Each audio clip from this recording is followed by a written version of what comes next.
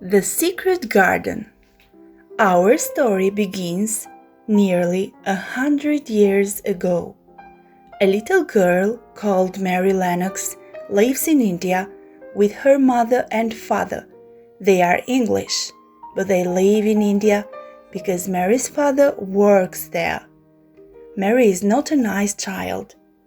She is always cross.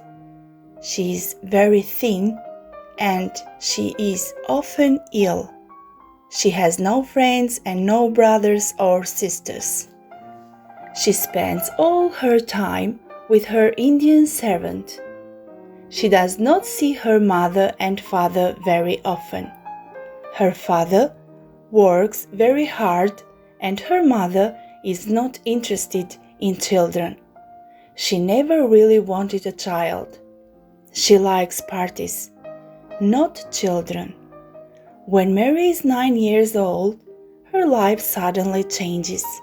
One morning, she wakes up as usual, but her servant does not bring her breakfast. No one comes to her room. What has happened? Mary asks herself. Soon, she goes to sleep again. She sleeps for a long time. Suddenly, the door of her room opens and two men come in. Who are you? Mary asks crossly. Where is my servant? Why did not one bring my breakfast? Poor child. One of the men says, There is no one in the house. Everyone is dead. Didn't you know about the cholera? What's cholera? Mary asks. It's a terrible illness, the men tell her. And so Mary learns that her mother and father have died of cholera. She has only one relation in the world, her mother's brother, Mr. Archibald Craven, who lives in a big house called Misselthwaite Manor. It is in Yorkshire, in the north of England. Mary has to go to England to live with her uncle. She has never been to England before. One of Mr. Craven's servants meets Mary in London. Her name is Mrs. Medlock. She and Mary go north to Yorkshire by train. Mrs. Medlock tells Mary about her uncle. He's a strange, sad man. His wife died 10 years ago. He's been very unhappy since then. He loved her a lot. You won't see Mr. Craven very much. He's often away from Misselthwaite Manor.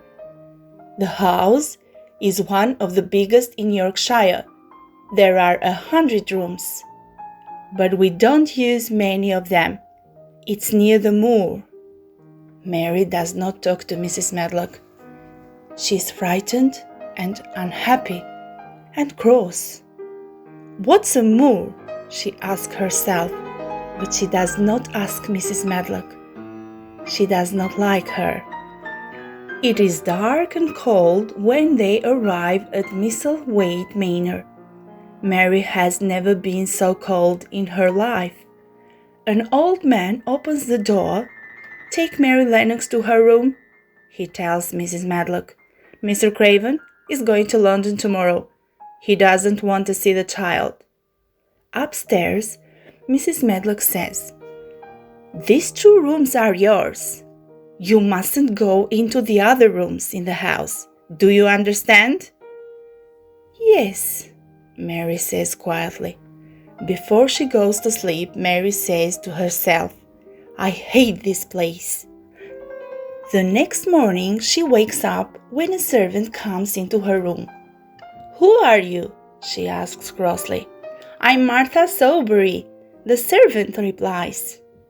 She starts to light the fire. Did you sleep well, Mary? It's a beautiful day. Are you going to get up now? Your breakfast's ready. Mary is surprised. In India, servants only spoke to her when she spoke to them. She has never met a servant like Martha. I don't want any breakfast, Mary says. I'm not hungry. I'm never hungry. Never hungry, Martha cries. My 9 brothers and sisters are always hungry. There is never enough food for them. Why not? Mary asks. Because my father doesn't earn much money, Martha says. But we're a happy family. The fresh air of the moor keeps us well. My brother Deacon is always out on the moor. He knows all the animals and birds there. He's their friend. What's a moor? Mary asks. Look out of the window, Martha says. It's lots and lots of high land. There are no trees, only grass. In the spring and summer, there are lots of beautiful flowers. I love the moor.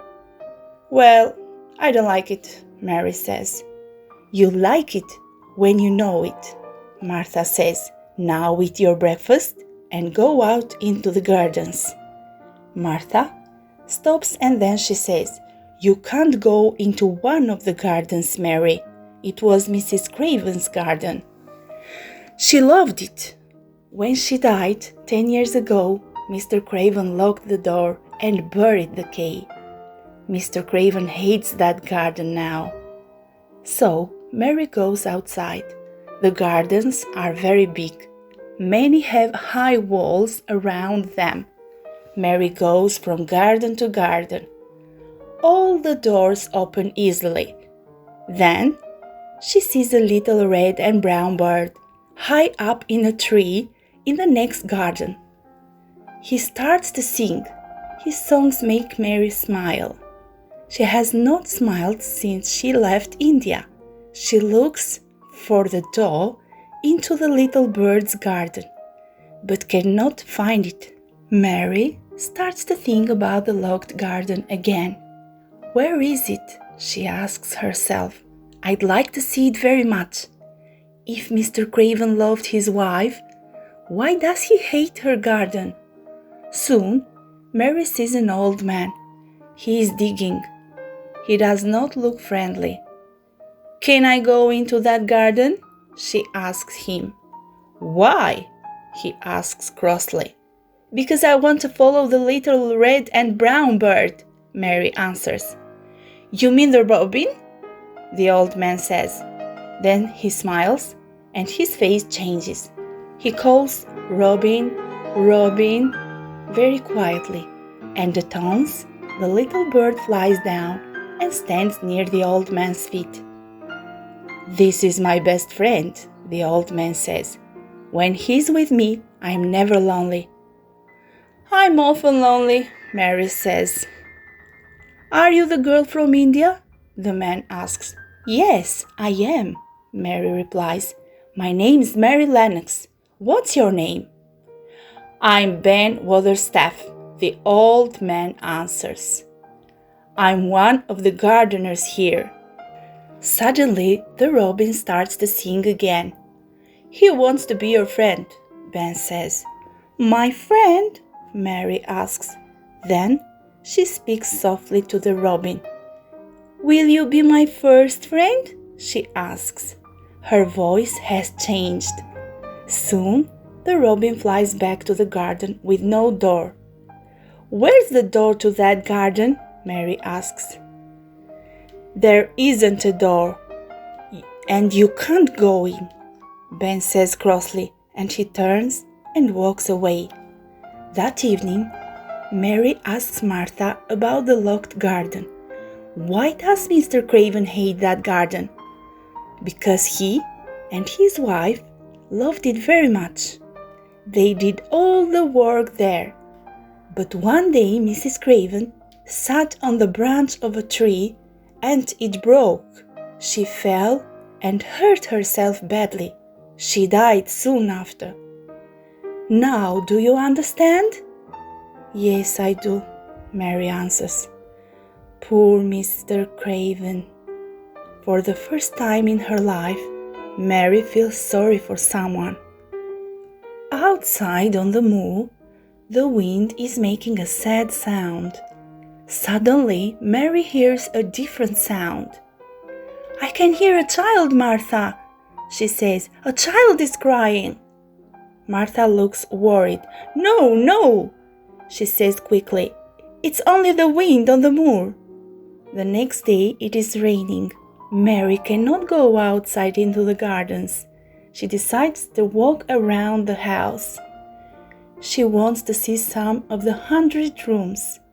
Again, she hears a child crying. She stops at the door. There is a child crying, she says to herself. I know it. Suddenly, Mrs. Medlock is standing behind her.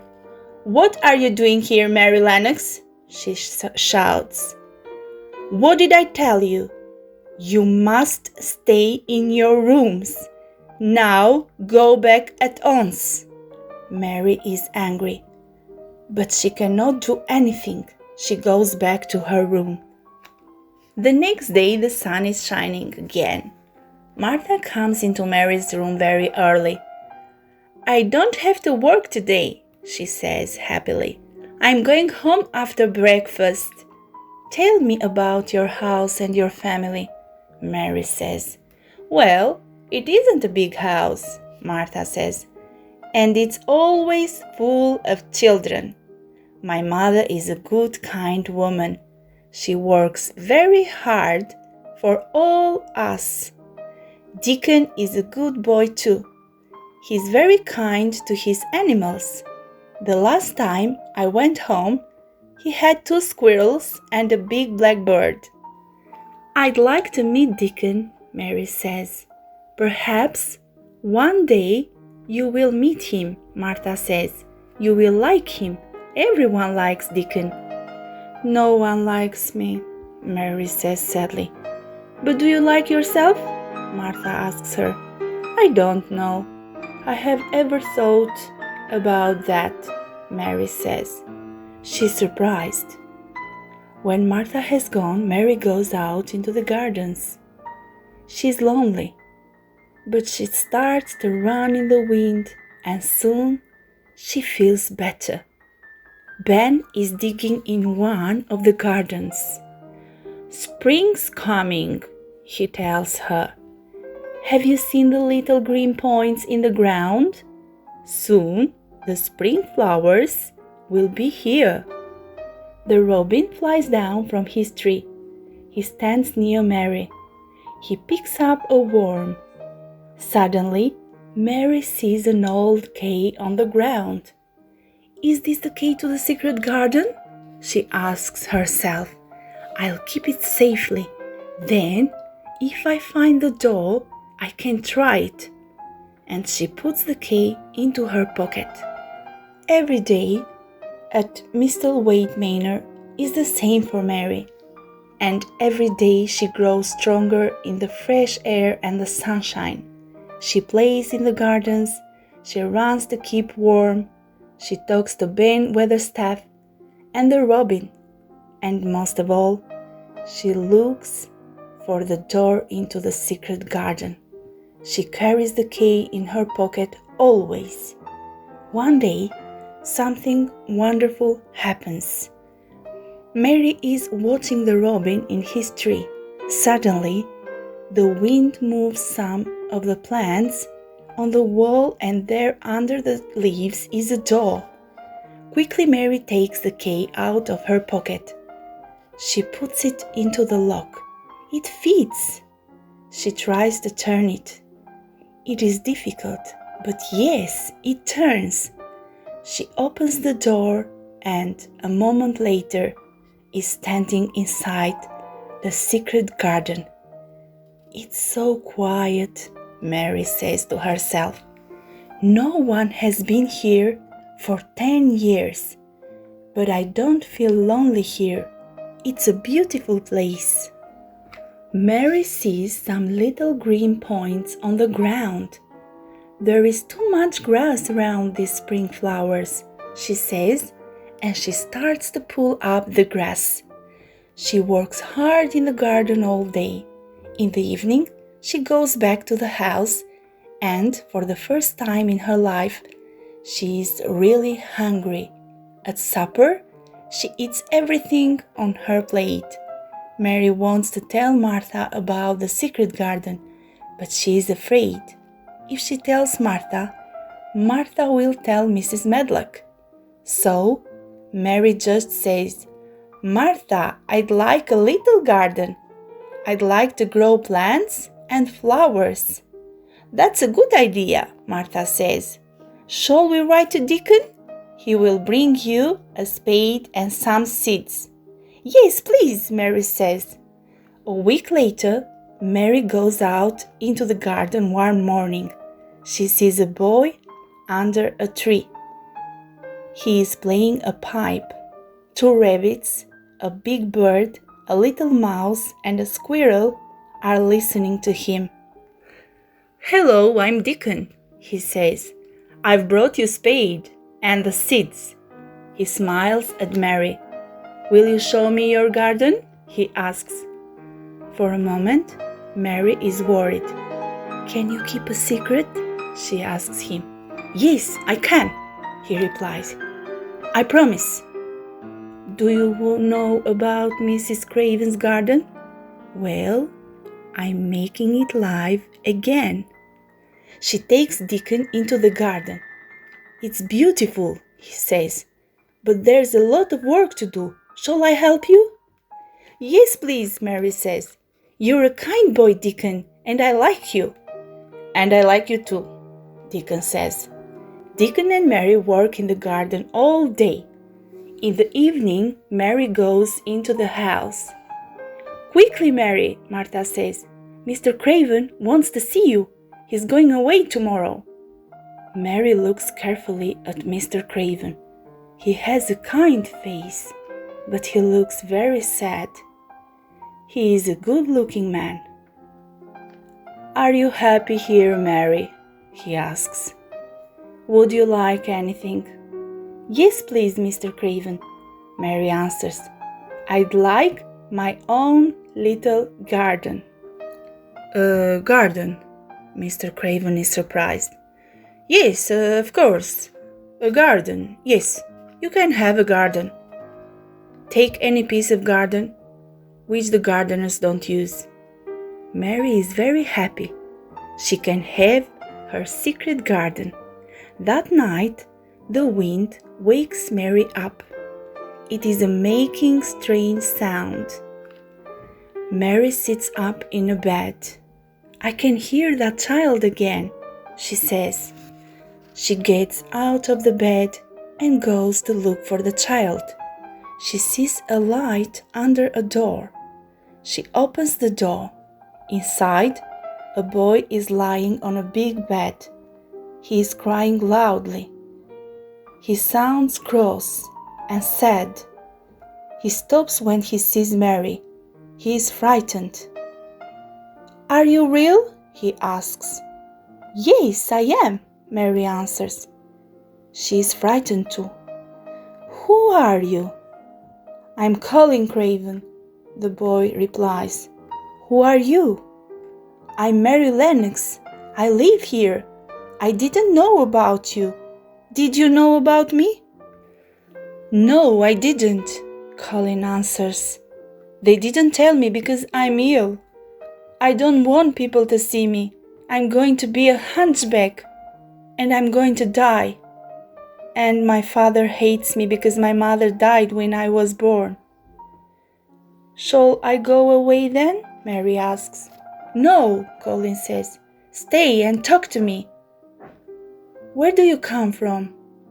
"I was born in India," Mary tells him. "I came to live here after my mother and father died of cholera." "Your father is my mother's brother." "So we're cousins," Colin says. "That's good. How old are you, Mary?" "I'm 10. The same as you are," Mary says. "How do you know?" Colin asks. "Because your father locked the garden 10 years ago when your mother died," Mary says. "What garden?" Colin asks. "Oh, just a garden," Mary says. "Your mother used to love it. When she died, your father locked the door and buried the key." But Colin wants to know more. Remember, no one has been into the garden for 10 years, Mary says carefully. I'll make them open the door again, he says. Oh no, don't do that, Mary cries. Please, please, let's keep it a secret.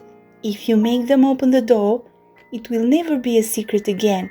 Perhaps we'll find the door one day.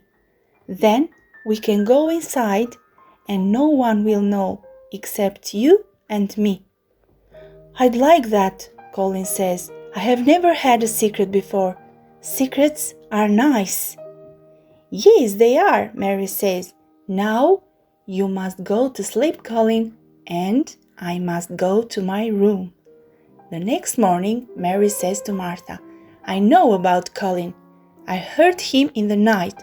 I found him. Martha is very worried. Oh no, she cries.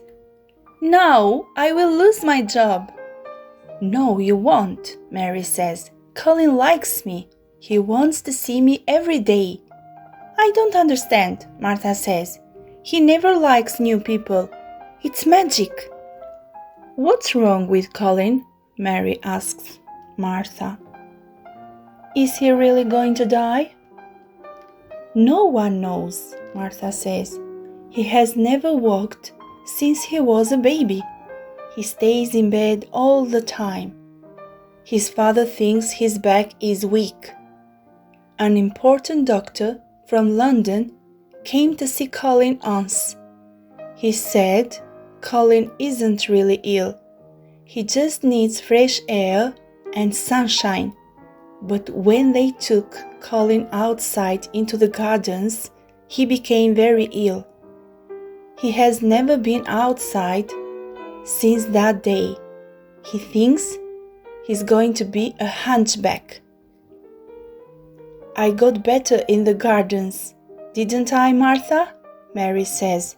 Perhaps Colin will get better in the fresh air and the sunshine, too. I will talk to him about it.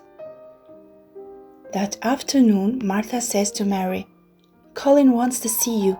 It's magic. He's out of bed. He's sitting in a chair. Mary and Colin talk for a long time. She tells him about Deacon and his animals. He knows all the animals on the moor, she says. He understands them and he can talk to them. They aren't frightened of him. Sometimes he plays his pipe to them. I'd like to see the moor, Colin says sadly. But I never go outside again. I'm going to die. How do you know? Mary asks. This talk about dying makes her sad. I don't think you're going to die, she says. That doctor from London was right. You need fresh air. It rains every day for a week. Mary cannot go outside, so she goes to see Colin each day. They talk and read and play games. And for the first time in his life, Colin laughs. Mary wants to tell Colin about the secret garden, but she is afraid. Perhaps if I tell him, he will tell Mrs. Medlock and his father. Then it won't be a secret. At the end of that week, Mary wakes up early in the morning and the sun is shining again. She jumps out of the bed and runs to the secret garden. Deacon is there already. Mary looks around the garden. There are spring flowers everywhere. Oh, Deacon, she cries, it's beautiful. But where's the robin? He's busy, Deacon says. He's building a nest for his wife's eggs. Deacon, do you know about Colin Craven? Miss Mary asks. Yes, I do, but I have never seen him, Deacon replies. He's very sad, Mary says.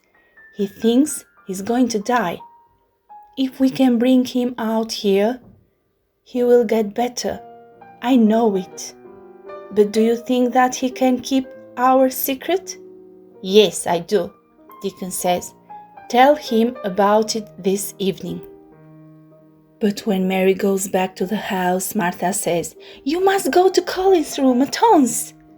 Colin is very angry. "I won't let Deacon come to Misselthwaite Manor again," he shouts. But Mary is cross too. "If you send Deacon away," she cries, "I'll never come into this room again." "But I'm going to die," Colin cries. "You must come." "No, I won't," Mary shouts. "I'm going now and I won't come back." And she runs out of the room. She's very angry, but she's sad too. The secret garden and Deacon are the most important things in her life, but she also likes Colin.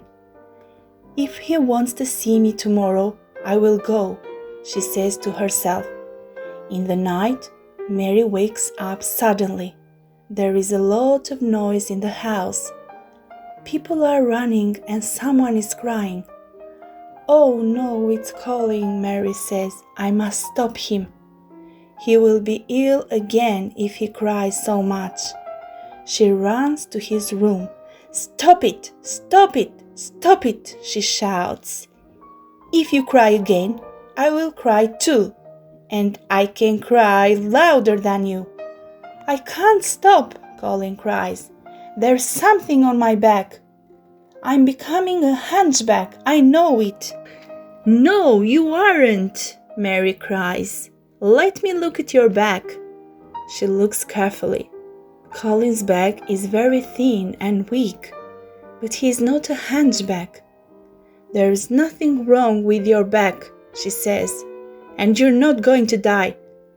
If you come outside with me into the fresh air and the sunshine, you will get better. Will you come?" "Yes, Mary, I will," Colin answers quietly. "Now you must go to sleep," Mary says. She holds Colin's hand and soon he is asleep. The next morning, Mary finds Deacon in the garden with his squirrels. She tells him about Colin. "We must bring him out here very soon," she says. "Yes, we must," Deacon says. In the afternoon, Mary goes back to the house. She tells Colin about Deacon and the squirrels. Then she says, "Deacon, come to see you tomorrow. Is that all right?" "Yes, please," Colin replies. "That's wonderful news." "I've got some better news too," Mary goes on. "I've found the door to the secret garden. I found the key and I have been inside. One day soon Deacon and I will take you there." The next day, Mary goes to see Colin after breakfast. Soon, they hear footsteps. "They're here," Colin shouts. Deacon is smiling when he comes in. He is carrying a little lamb. "Do you want to feed the lamb, Colin?" Deacon asks.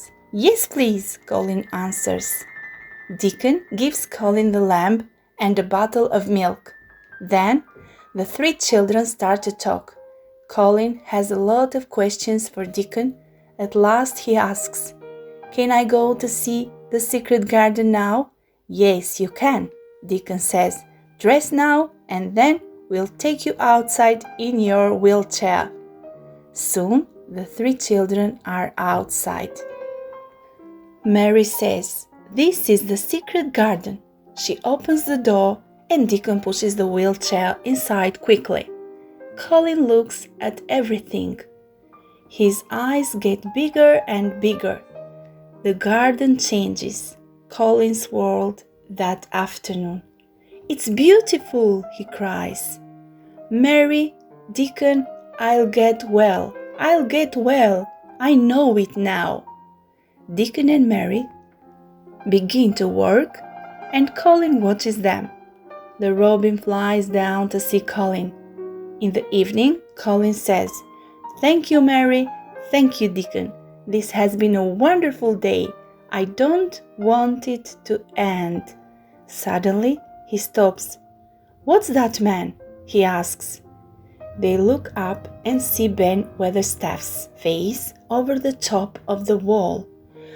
"What are you doing here, Mary Lennox?" Ben asks angrily. "And you, Deacon Sawbury?" "And who are you?" he asks Colin. "Don't you know me?" Colin asks. Yes, I do," Ben answers slowly.